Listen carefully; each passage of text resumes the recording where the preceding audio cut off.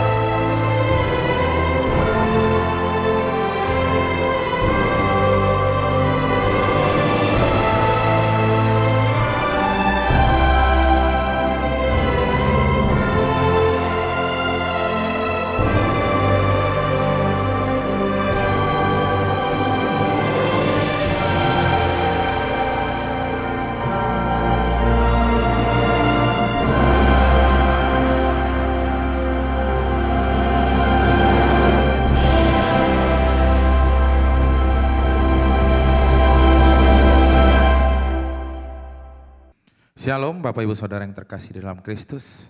Kita berjumpa lagi hari ini di menara doa online kita. Kita bersyukur kepada Tuhan. Tuhan sangat mengasihi Bapak Ibu Saudara yang berada di mana saja. Karena kita masih setia mengikuti menara online ini. Kita percaya Tuhan selalu akan membimbing kita, akan membawa kita semakin lebih baik, semakin sempurna bagi Dia. Tujuan kita untuk menyenangkan hatinya. Mari Bapak Ibu Saudara, kita mulai tutup mata kita. Kita akan naikkan doa kita. Terpujilah Engkau ya Allah kami yang hidup. Bapa, di dalam nama Tuhan Yesus Kristus, Engkau melihat setiap kami ya Bapa. Saat ini Tuhan Yesus, kami datang kepada Engkau ya Tuhan Yesus. Engkau tahu setiap doa-doa kami. Engkau tahu setiap kerinduan kami ya Bapa. Ya Bapa, bawa kami ya Bapa masuk di dalam kehendak-Mu. Masuk di dalam setiap rencanamu ya Bapa. Biar fokus kami kepada kemuliaan namamu ya Tuhan Yesus. Biar fokus kami kepada perlombaan ini ya Tuhan Yesus. Menyenangkan hatimu ya Bapa. Ya Tuhan Yesus, beri kami hati yang murni, hati yang tulus. Di setiap perlombaan ini ya Tuhan Yesus, kami mempunyai hati yang sangat murni untuk menyenangkan hatimu ya Bapa. Kami serahkan semuanya ke dalam tangan-Mu Tuhan Yesus. Kami akan menyembah, memuliakan namamu ya Tuhan. Kiranya Engkau memberkati setiap kami. Mulai awal sampai akhir kami serahkan kepada Roh Kudus. Roh Kudus akan mengambil alih semuanya ya. Kami serahkan semua hanya di dalam nama Yesus. Kami siap menyembah Engkau Allah kami yang hidup. Haleluya, haleluya. Mari kita sembah Dia. Haleluya Yesus. Sebab Engkaulah Tuhan yang maha tinggi,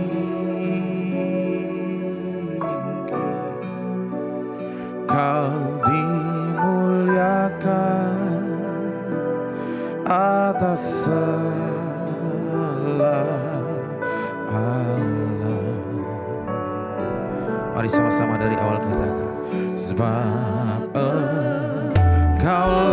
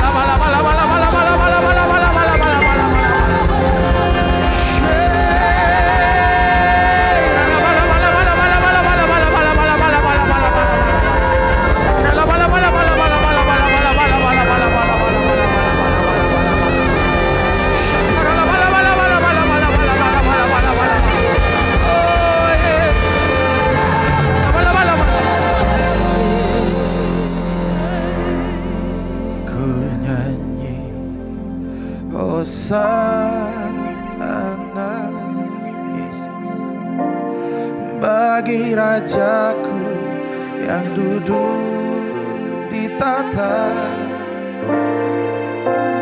Aku muliakan dan ku agungkan, Kaulah yang disembah.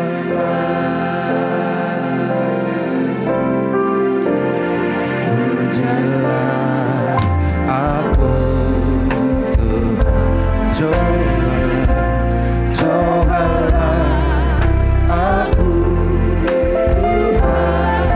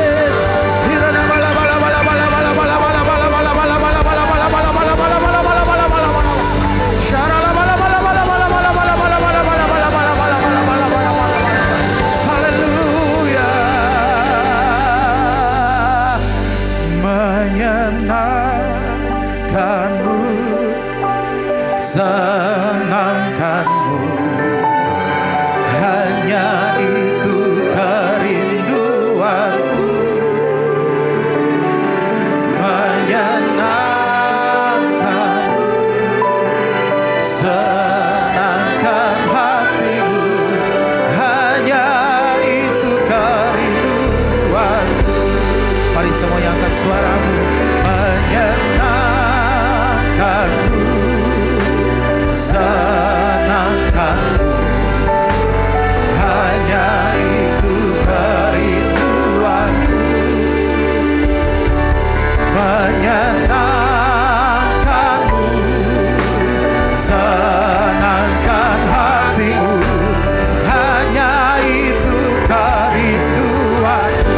Mari semuanya kita lebih dalam lagi, kita semua dia katakan menyenangkan, menyenangkanku, senangkanku. Hanya itu kerinduanku,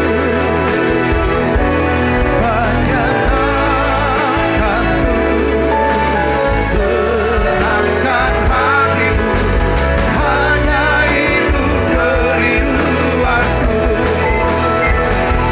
menyenangkanku, senangkanku. Hanya itu kerinduanku, menyenangkanku, senangkan hatimu. Hanya itu kerinduanku, hanya itu kerinduanku, hanya itu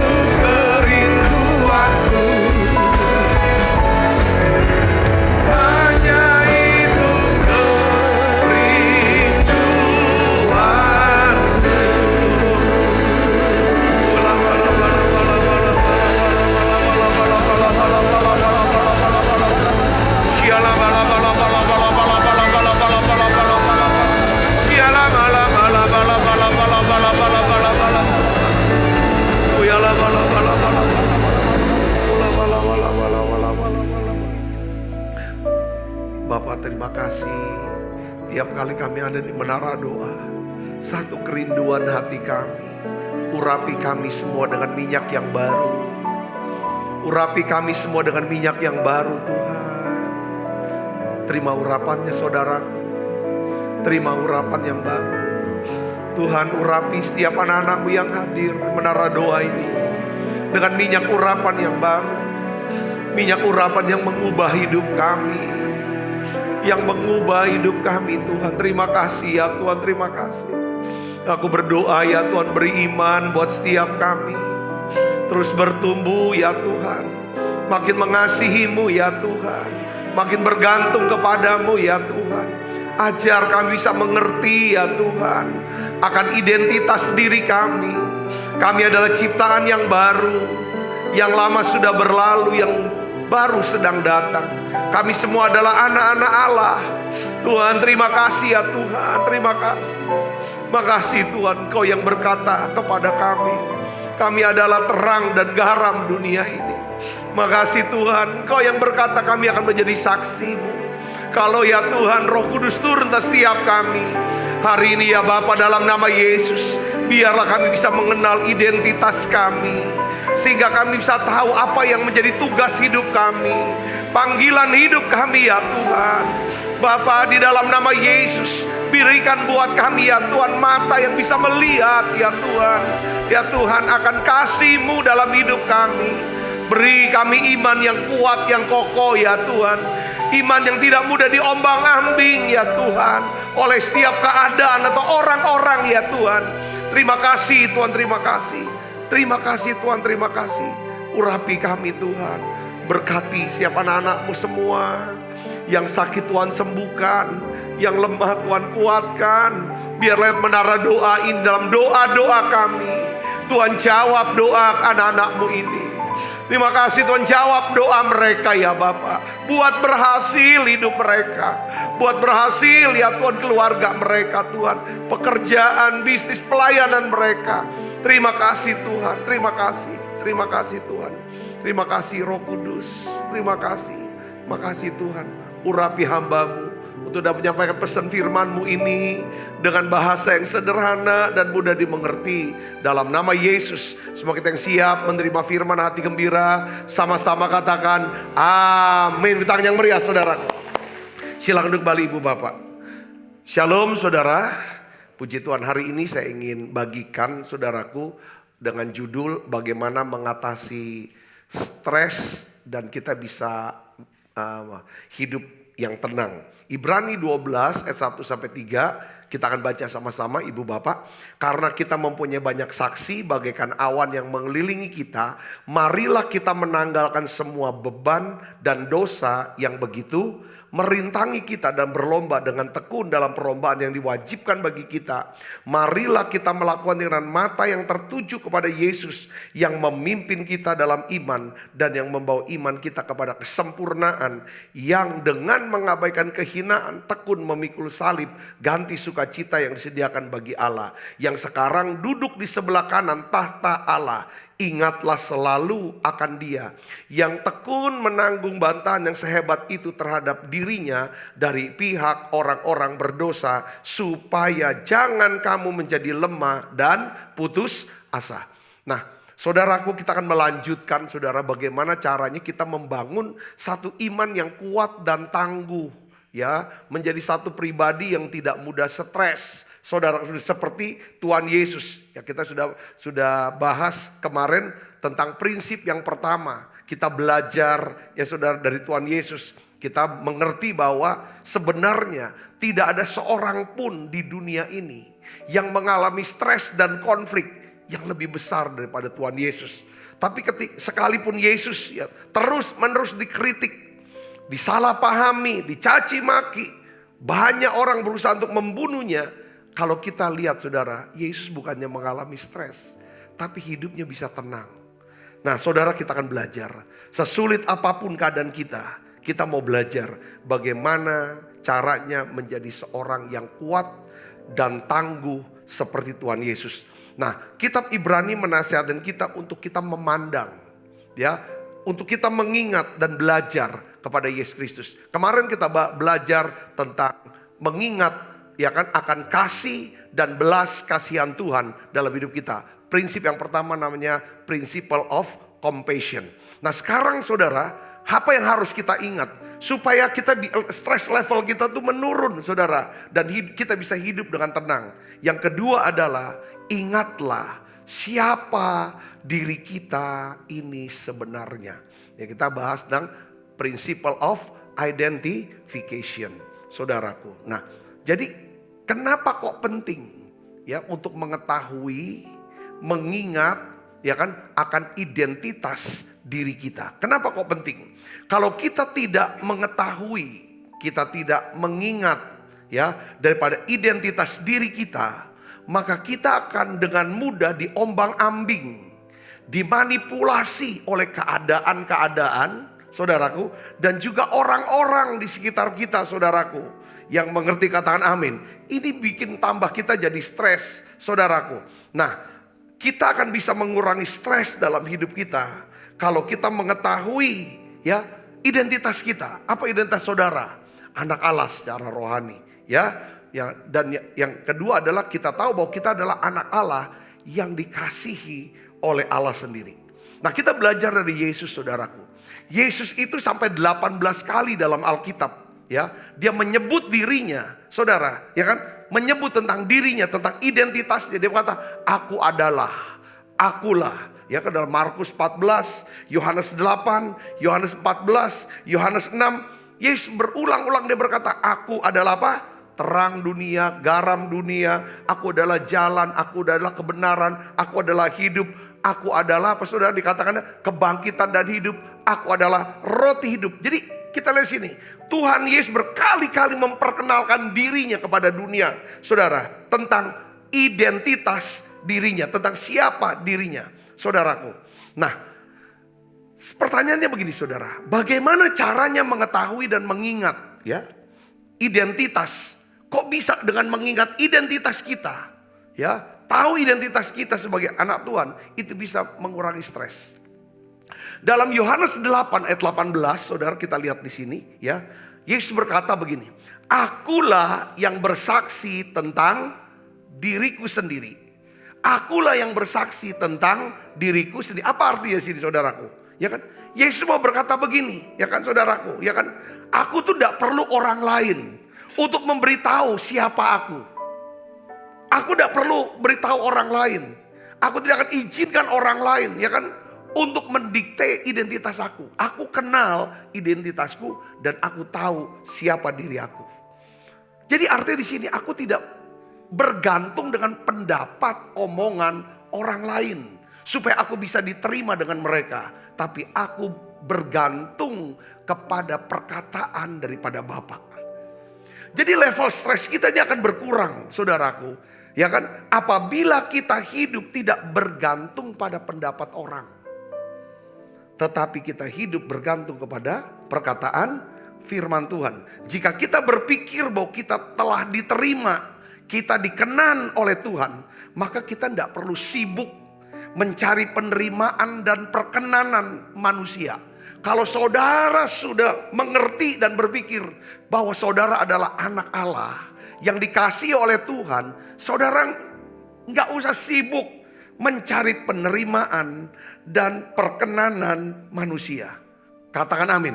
Kalau kita nggak tahu identitas kita yang sebenarnya, dengar baik saudara, dampaknya apa? Saudara nggak tahu apa tugas saudara. Saudara nggak tahu apa yang harus saudara kerjakan. Nanti akhirnya orang yang beritahu, ya kan, siapa diri saudara dan apa yang harus saudara lakukan. Nah ini orang-orang akan memaksa kita, saudaraku, akan masuk ke dalam cetakan keinginan dia. Ya saudaraku, kita harus turutin apa yang keinginan dia.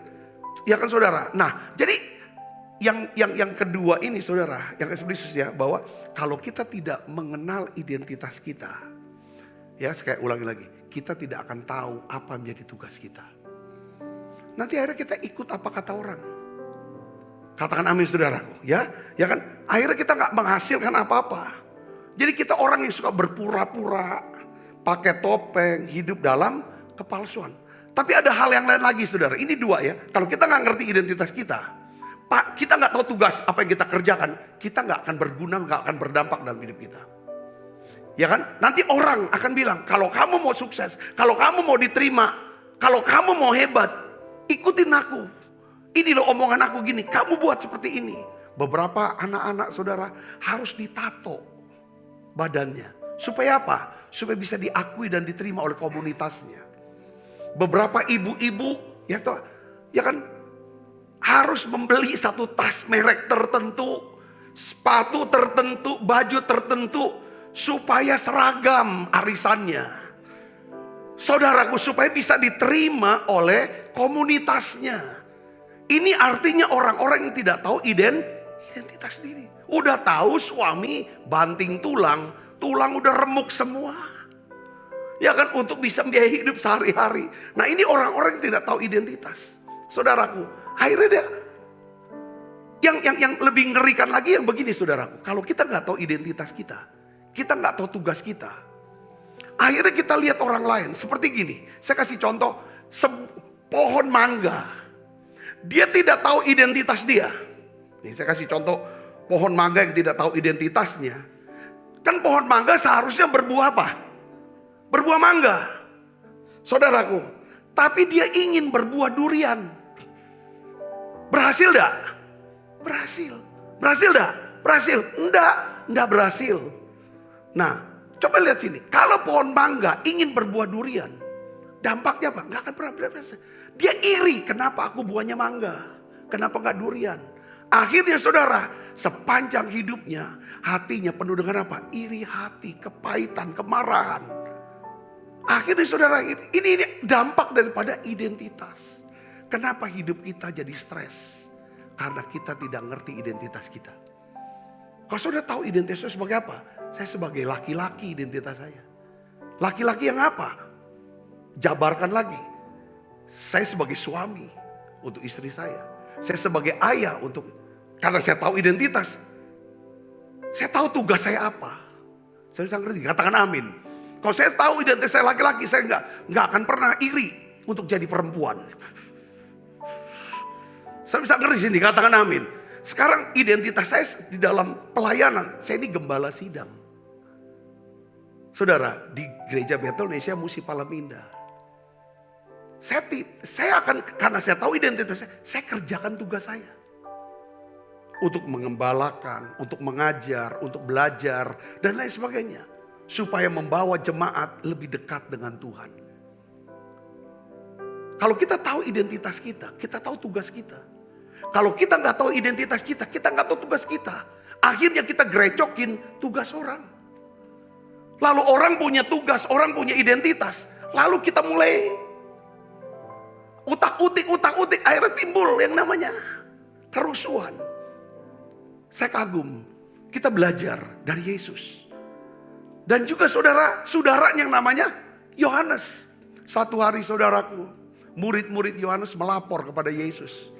Bahwa orang yang kamu baptis itu namanya Yesus. Ya kan, dia membawa jemaat kita cukup banyak. Para murid-murid Yohanes banyak ikut kepada Yesus. Saudara, apa jawaban daripada Yohanes pada waktu dia dapat laporan seperti itu? Karena dia tahu identitasnya. Dia adalah pembaptis. Dia adalah seorang yang ditugaskan untuk mempersiapkan jalan bagi kedatangan atau pelayanan Yesus. Dia tahu identitasnya, dia tahu tugasnya. Lalu jawaban Yohanes apa saudara? Dia gak kepancing untuk jadi konflik. Saudaraku, dia gak pancing jadi stres karena berkurangnya murid-murid. Dia tenang, dia berkata apa? Saudara tahu perkataan yang terkenal, yang sering kita ucapkan dan ada lagunya. Dia harus makin besar, aku makin berkurang. Ini orang tahu identitas, makanya dia bisa tenang. Katakan amin saudara. Yesus saudara, kalau kita baca dalam Yohanes pasal 4, ya kan, ayat 1 sampai 3. Saya baca saudara, ya kan, di situ dijelaskan, saya bacakan ya. Ketika Tuhan Yesus mengetahui bahwa orang-orang Farisi telah mendengar bahwa ia memperoleh dan membaptis murid lebih banyak daripada Yohanes. Meskipun Yesus sendiri tidak membaptis, tapi yang baptis adalah murid-muridnya. Saudara, ayat yang ketiga ini yang saya bikin kaget. Ia pun meninggalkan Yudea dan kembali ke Galilea. Mestinya saudara, lagi sedang peak, lagi sedang di masa puncak pelayanannya. Begitu banyak orang mau datang, minta dibaptis oleh Yesus. Mestinya dia tinggal menetap sebentar lah. Saudara, di Yudea itu. Menikmati kemasyhuran, kepopuleran. Makin banyak orang, mungkin banyak uang yang bisa dia dapat. Tapi Yesus tahu panggilannya. Dia tahu identitasnya, dia tahu tugasnya. Tugas dia bukan baptis orang. Saudara bisa ngerti sini, katakan amin. Kalau saudara tahu identitas, saudara pasti tahu tugas saudara. Kalau saudara sudah tahu tugas saudara, saudara bisa ngerti tentang arti kata konsentrasi atau fokus. Ketika kita nggak tahu identitas kita, saudara kita nggak tahu apa yang harus kita buat. Makanya saya juga jadi ngerti, saudara. Dari tadi kepikiran, ketika istri saya, ya kan, seringkali berkata kepada Sasa dan Joel waktu mereka masih kecil. Jangan jaga nama baik Tuhan. Jaga nama baik dirimu. Jaga nama baik keluargamu. Jaga nama baik gereja. Istri saya sedang bicara tentang apa? Identitas. Identitas kamu sebagai anak Tuhan. Identitas kamu sebagai anak pendeta. Identitas kamu sebagai anggota daripada gereja GBI MPI. Jaga. Lewat apa?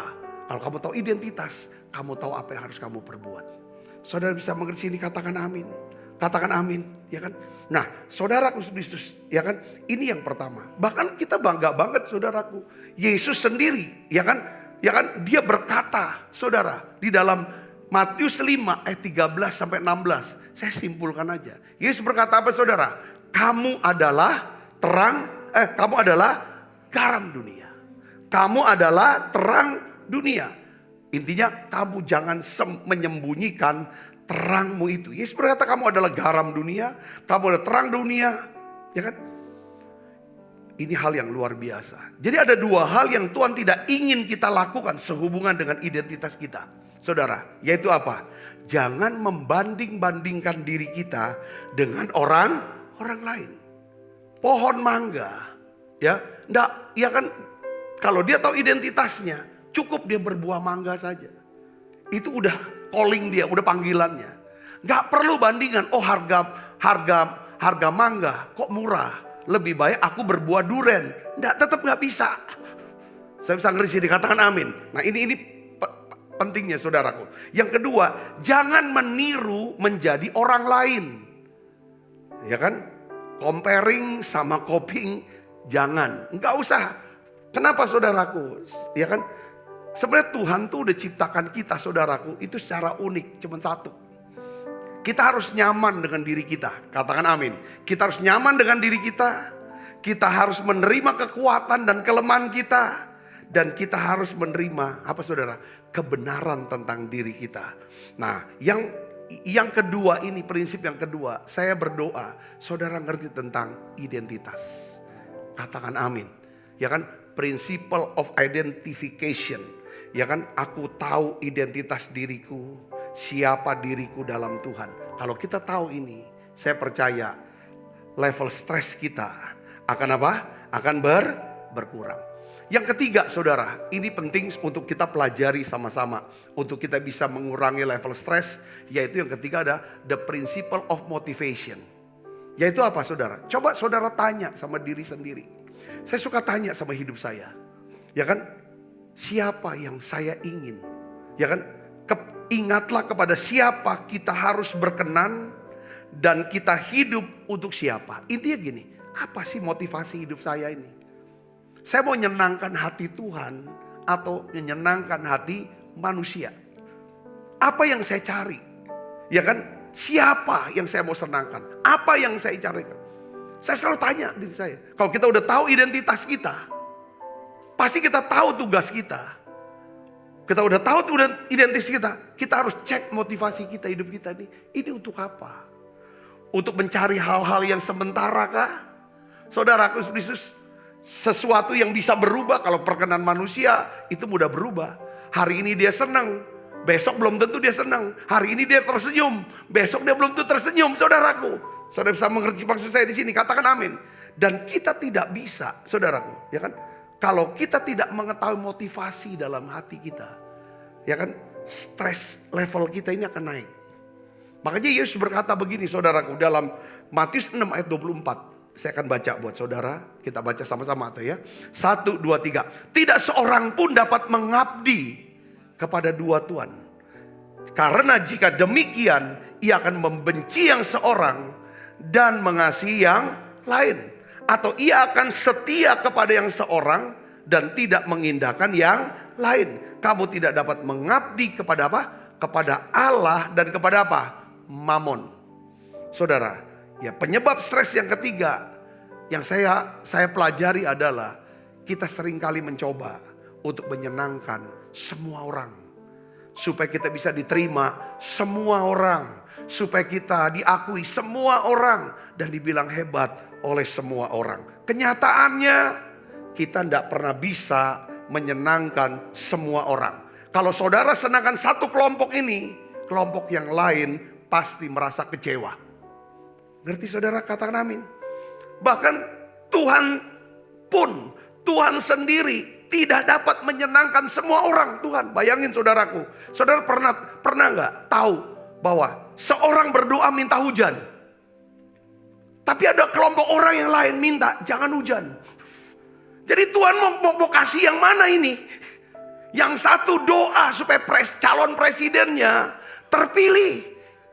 Yang ini lagi sudah dia doa yang sama. Supaya calon presidennya bisa terpilih.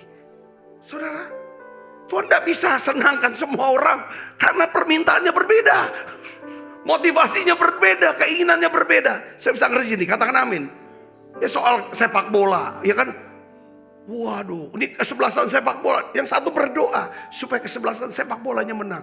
Tapi yang sini juga banyak yang berdoa. Jadi di voting berapa banyak pendoa-pendoa yang mengelilingi. Saudara yang kasih, Tuhan sendiri gak bisa senangkan semua orang. Saya mau kasih tahu, ya kan? Seringkali kita nyenangin karena kita takut. Kita takut sama orang kan? Kita mau nyenangin karena kita takut. Kalau gak disenangin nanti gimana dia? Nanti dia lari lagi. Kalau pendeta takut, kalau nggak senangin jemaat nanti jemaatnya lari lagi. Ya kan? Saya percaya kalau kita bisa nyenengin hati Tuhan, ya kita bisa tulus berhubungan dengan semua orang. Sekalipun kita tidak bisa ikuti keinginan dia, tapi kalau orang ini tahu hati kita tulus ke Tuhan, saya yakin dia tetap betah di gereja kita. Setuju saudara, katakan amin. Ya kan? Kalau kita berusaha senang-senang, orang juga kecium. Ini tulus apa enggak ini? Makanya dikatakan dalam Amsal 29 ayat 25, katakan apa saudara? Takut kepada orang mendatangkan apa? Jerat. Takut kepada orang mendatangkan jerat. Tetapi siapa percaya kepada Tuhan dilindungi. Ya kan? Jika kita tidak berusaha, kalau kita tidak berusaha menyenangkan Tuhan, kita akan berusaha untuk menyenangkan semua orang. Saya ulangi lagi, kalau saudara tidak berusaha menyenangkan Tuhan, saudara akan berusaha menyenangkan manusia. Dampaknya apa? Stress level kita itu akan meningkat. Katakan amin. Waduh. Pak datang pak ikut makan, nggak bisa. Waduh, kita takut kalau tolak nih. Ikut. Pak ini gini, ikut segala macam. Akhirnya kita kelelahan sendiri. Alkitab katakan takut kepada orang mendatangkan apa? Jerat.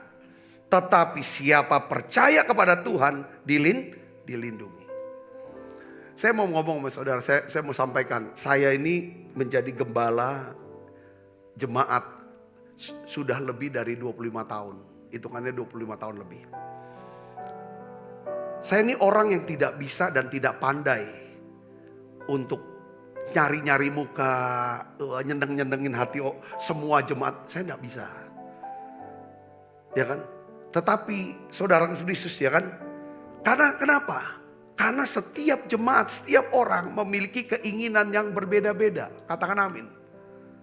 Tetapi saudaraku, ya kan, yang saya bisa lakukan adalah saya selalu berusaha untuk membawa jemaat dekat sama Tuhan. Itu yang saya bisa tugaskan. Tapi untuk bisa nyenangkan, semua diikutin semua keinginannya, saya tuh gak pinter untuk hal itu.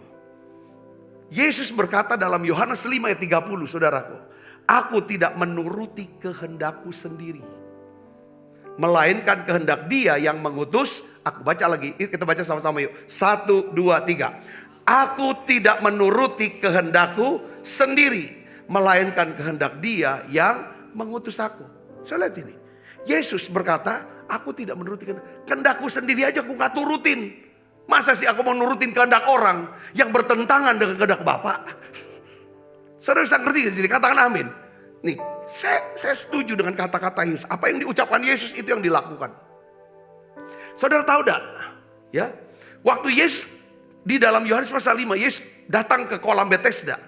Di situ banyak sekali saudaraku, orang-orang yang menginginkan, yang mengharapkan untuk disembuhkan sakitnya. Betul saudaraku? Ya. Tidak. Pertanyaannya adalah, bisa gak Yesus sembuhkan semua orang yang ada di kolam Bethesda? Bisa. Karena Alkitab sebelumnya saudara, kalau kita baca di Matius, di Markus, saudaraku, dalam beberapa kesempatan, semua orang sakit disembuhkan oleh Yesus. Semua orang sakit disembuhkan. Tapi pertanyaan, kenapa di Yohanes pasal 5 cuma satu orang aja? Orang lumpuh yang 38 tahun saja. Ini dia ngomong, aku tidak menuruti kehendakku sendiri. Walaupun aku punya power, aku sanggup, tapi aku menuruti kehendak Bapakku. Katakan amin. Saya mau nanya lagi sama saudara. Apakah Yesus pernah ke bait Allah? Pernah, sering. Apakah Yesus ketemu dengan pengemis yang lumpuh di bait Allah? Pasti. Kenapa Yesus tidak sembuhkan? Bapak gak perintahkan. Saya berpikir itu jatahnya Petrus dan Yohanes untuk sembuhkan. Saya ngerti gak sih? Katakan amin. Ini kalau kita mau hidup diberkati ya. Mau level stres kita turun. Saudara, satu hal yang kita harus tahu. Tidak semua hal harus kita kerjakan. Tugas kita atau bukan. Urusan kita bukan. Kadang kita merasa paling berjasa, paling pinter, paling tahu. Saudaraku paling mau semuanya, hanya cuman kita yang paling beres. Sehingga dampaknya apa? Kita mau kerjakan semua hal. lalu stres level meningkat. Saya bisa ngerti sini, katakan amin. Tuhan ajar kita hari ini. Saudaraku, ya kan? Kita gak bertanggung jawab untuk semua. Tuhan hanya tanggung jawab kita sesuai dengan talenta yang dia berikan. Kalau kamu dikasih 5 talenta, kerjakan 5 itu. Hasilkan jadi 10. Kalau dikasih 2, kerjakan 2 saja cukup. Hasilkan jadi 4. Kalau bahkan dikasih 1 pun, Tuhan gak minta, hasilkan 5. Hasilkan 1 saja. Akan menghasil sama juga saudara upahnya. Saya bisa ngerti sini, katakan amin. Begitu pula. Saya dapat tugas sebagai gembala. Beberapa dapat tugas misalnya mungkin hanya sebagai pendoa atau pemain musik atau kerjakan apa. Saudara harus ngerti pertama identitas supaya saudara tahu tugasnya. Apakah identitas saudara misalnya punya jabatannya apa? Saudara punya jabatan apa di gereja? Coba tahu itu identitas saudara kan? Tugasnya apa? Lalu motivasinya kita cek apa? Supaya kita ini berkenan di hati Tuhan. Saya bisa bersini, katakan amin. Ini harus clear. Saudara, identitasnya di kantor itu apa? Jabatannya itu apa? Saudara tahu tugasnya ini apa? Mengerjakan tugasnya, motivasinya harus benar. Apapun yang saudara kerjakan, harus kerjakan dengan sepenuh hati. Seperti untuk Tuhan. Bukan untuk manusia. Katakan amin. Nah Yohanes 8 ayat 29. Mari kita akan lihat dan kita akan baca sama-sama. Ini perkataan Yesus lagi. Saya akan bagikan kepada saudara. Yohanes 8 ayat 29 kita baca. 1, 2, 3. Aku senantiasa berbuat apa yang berkenan kepadanya. Katakan amin.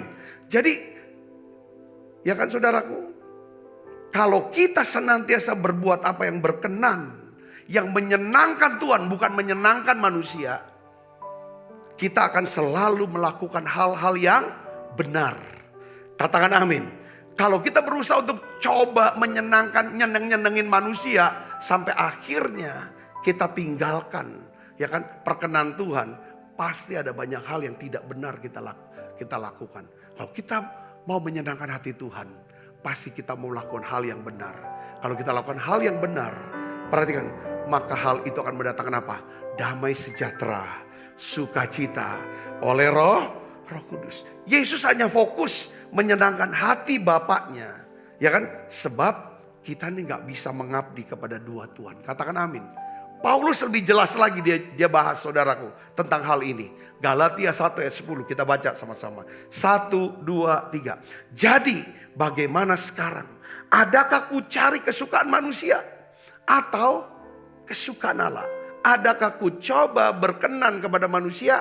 Sekiranya aku masih mencoba berkenan kepada manusia, maka aku bukanlah hamba Kristus. Waduh ngeri. Ya, bukanlah hamba. Kita tidak perlu mendapat pengakuan dari orang lain untuk menjadi berbahagia. Termasuk pengakuan orang tua, pasangan, sahabat, bos. Tidak perlu. Lakukan apa yang benar, saudaraku. Maka saudara akan dikenan Tuhan, disayang banyak orang. Katakan kalau fokusnya orang, kita bisa melenceng. Mungkin bisa gak berkenan di hadapan Tuhan. Seringkali ya kan kita ini menyalahkan orang lain sebagai penyebab stres kita. Tidak ada seorang pun yang dapat menekan saudara. Yang tidak ada seorang pun dapat membuat saudara stres tanpa seizin saudara. Katakan amin. Oleh karena itu tetapkan, saudaraku, pastikan rahasia kunci ketiga untuk memiliki iman yang kuat dan tangguh. Kita harus mengetahui kepada siapa kita mau berkenan. Ya, kita hidup untuk siapa? Ini yang ketiga. Saudaraku, saya berdoa saudara diberkati dengan pesan ini. Kita akan bangkit berdiri, kita akan berdoa.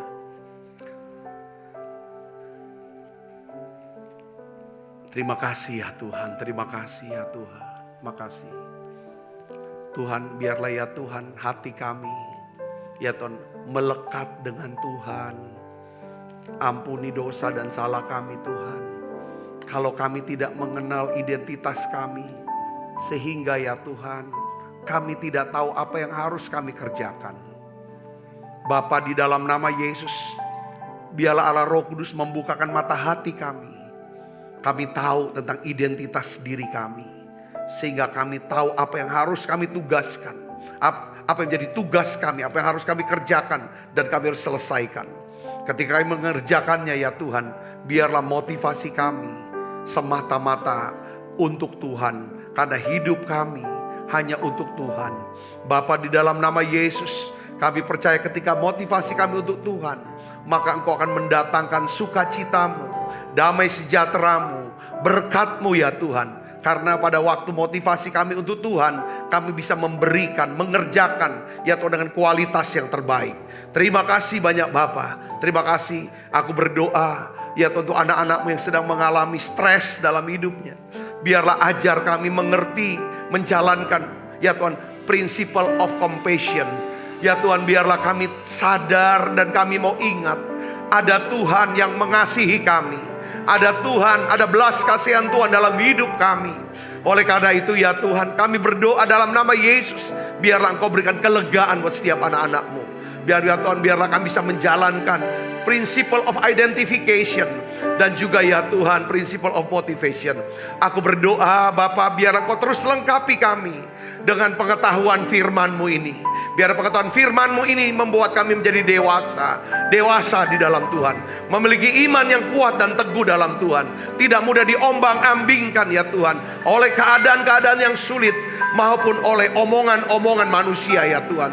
Terima kasih banyak Bapa. Terima kasih Allah Roh Kudus. Kau bungkus anak-anak-Mu semua dengan kuat kuasa darah-Mu ya Tuhan. Terima kasih Tuhan, terima kasih. Kau buat berhasil, beruntung dan berbahagia mereka. Makarios. Terima kasih banyak Bapa. Sebentar kami akan makan perjamuan kudus. Biarlah ya Tuhan Kau kuduskan kami. Dalam nama Yesus kami berdoa. Haleluya, amin. Mengikuti kehendak-Mu ya Bapa. Ku mau selalu menyenangkan hati-Mu. Sebab apa yang telah kuteruskan kepadamu telah kuterima dari Tuhan, yaitu bahwa Tuhan Yesus pada malam waktu diserahkan mengambil roti. Dan sudah itu mengucap syukur atasnya. Ia memecah-mecahkannya dan berkata, inilah tubuhku yang diserahkan bagi kamu. Perbuatlah ini menjadi peringatan akan aku. Saudaraku, bukankah roti tangan kita ada persoalan kita dengan tubuh Kristus? Mari kita makan dalam nama saya.